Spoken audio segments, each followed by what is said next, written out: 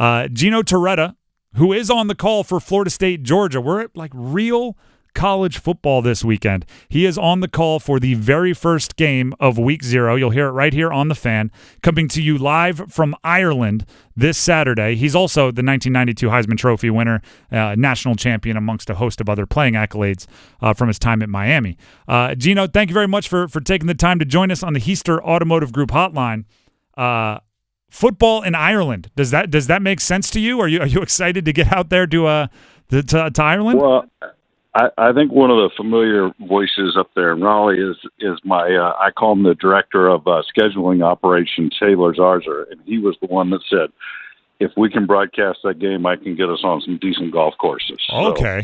So that might have tipped the scales for the first international venture for touchdown radio, but I'm looking forward to it. I mean, obviously Florida State, defending champ.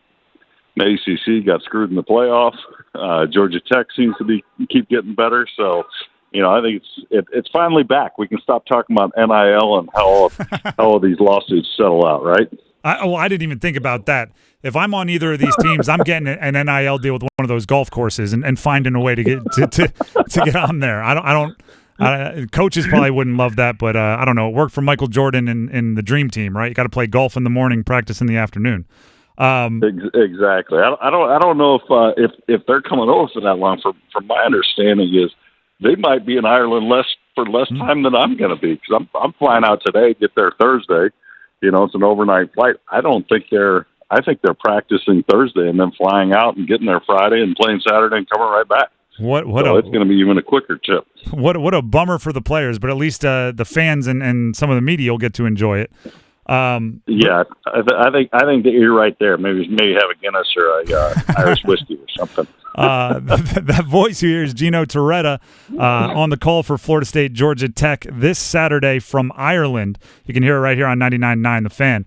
I guess the players are focused on the football, so we'll focus on the football a little bit. DJ Uiagalelei, how much better is he or different is he than the last time we saw him in the ACC? Well, I think he's more experienced, and I always say, Peyton Manning wasn't Peyton Manning his rookie year, so you should get better every year, which I think he has. The thing that I would question is how comfortable can you be in a new offense this fast?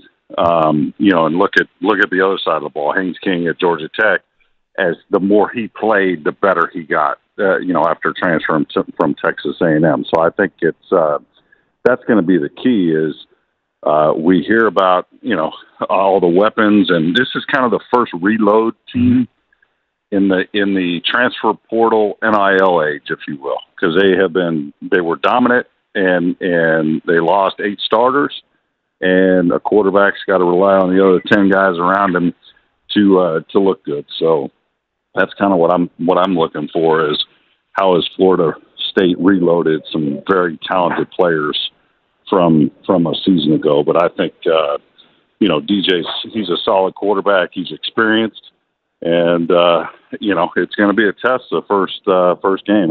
Georgia Tech's no easy out anymore, like probably they were in the past. You brought up Haynes King, and obviously, with you having attended the U during one of their heydays, Haynes King, he's not a traditional Georgia Tech guy, right? Like, he's a little swaggy, if I can pull that word off. I'm not sure if I can actually pull it off.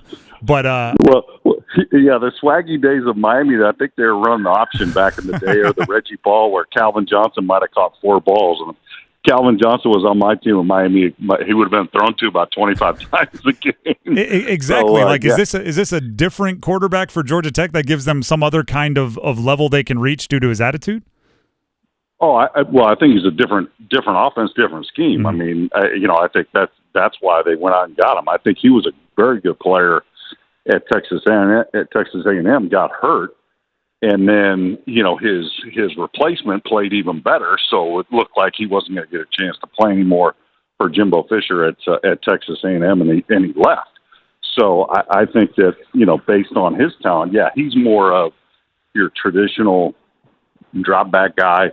But he's a darn good athlete, and we'll see. I think obviously he's got a pretty good quarterback coach. Wanky's his quarterback coach, so he seems to have improved. They won their bowl game, and I think ever since the debacle of Miami's clock management at the end of that game, seemed like they had a lot more confidence at the end of the season last year.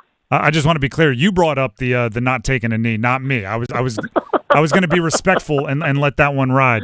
Can't let that ride. Can't let that ride in any level of ball, even Bob Warner.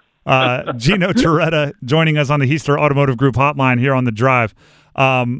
Florida State obviously comes in. You mentioned the reload, but the expectations haven't dropped at all.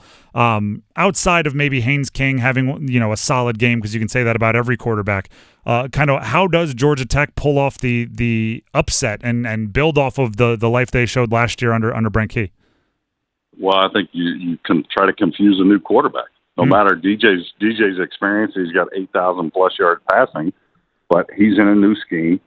He's going to make checks. I mean, I can remember my freshman year when Jimmy Johnson left in February. Next season, Dennis Erickson comes in. We had a full spring with Dennis. We got in week 1, and Craig Erickson, who was our starter, I was his backup, he audibled a couple of times the first week, our old offense. And fortunately, you had an experienced offensive line, and they knew the protection, and we just used hand signals for routes, so the routes were the same. But, is that going to happen? And if it does, the offensive line at FSU doesn't know DJ's last system at Oregon State. So that's kind of where I'm just saying the processing, where it gets so much faster in the NFL, can they throw off his processing and confuse them enough to where, they got a chance. But I mean, talent wise, you look at roster, Florida State should have the edge. So it's fairly obvious from your answers here. The transfer quarterbacks, from your opinion, are looking at an uphill climb, particularly early in the season. We were at ACC kickoff. If they weren't in the scheme. Now, like Cam Ward down here, he was in a very similar scheme at Washington State. So what he's seeing is what he has seen at Washington State. So I think it's easier to process. Everybody, Brock Purdy. I mean, how did he come in? He processed well. Well, when you see looks over and over again and you're experienced and they're the same looks, hey, you can make those decisions faster, and it's just like nothing. But if you haven't seen looks before, processing, it takes longer and things like that. That's where I say a quarterback looks, oh, man, this guy's flustered. And it's just like he may know where he should go with the ball, but it might not come out fast enough. And that's where I'm saying these quarterbacks, it just depends on if they transferred. Were they in a similar scheme, protection-wise, route-wise, and that, to make it easier for them to process? Since you bring up Cam Ward down there with Miami, he's the betting favorite. He was the preseason pick for Player of the Year. Is he your choice for ACC Player of the Year, or are you going somewhere else with it? I'm gonna say this. I've seen a lot of guys throw a football, and he's very pretty throwing a football. I mean, he's wide shoulders, can absolutely sling it. He's got great athleticism. I mean, I'm bullish on Cam Ward. I mean, I don't think it's rose-colored glasses, because I went to Miami. They have a great offensive line. They got Martinez, the running back, to transfer in. They got a loaded backfield. They may be thin at wide receiver, but Cam Ward's got all of those things and that you want in a quarterback, and I'm pretty excited that we're gonna see it, and they're gonna be just like this one, they're gonna be tested against Florida week 1 next week. And with the expanded college football playoff, right? That's speaking of things we've talked about ad nauseum during the offseason. Put NIL and the college football playoff in the same category. Can the ACC get 3? Right, I think 2 is the safe bet when you look at how good these teams are and their schedules. Can they sneak 3 into the college football playoff? I think it's going to be interesting. And I say that because you have Phil Steele. He puts out a great magazine. He's got 3 number 1s in the ACC. You mentioned Miami, Clemson, Florida State. Okay, in the SEC. Now, all of a sudden, you throw in Texas and Oklahoma in that mix. The SEC was hard enough without Texas and Oklahoma. So who's going to survive the schedule? It's going to be similar to the NFL of attrition, of the backups having to come in and play. I guess similar to Florida State did last year, but nobody cared at the end of the year. They had their 13 quarterback in, and they still were able to win the conference. So I think that's what's going to happen. I don't even know. I mean, all I know is the SEC is hard. The Big Ten has markedly improved with Oregon, Washington, UCLA, and SC adding. I mean, that to me, the Big Ten was a cakewalk for Ohio State and Michigan the last several years, and Penn State's always kind of knocking on the door.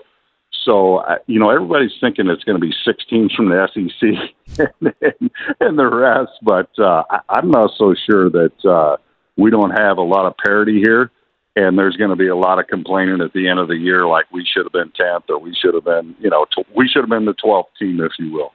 Gino Torretta connecting with us on the Heister Automotive Group hotline. Gino, thank you for the time, and obviously with football, have a great call, but with the golf, hit them straight, all right?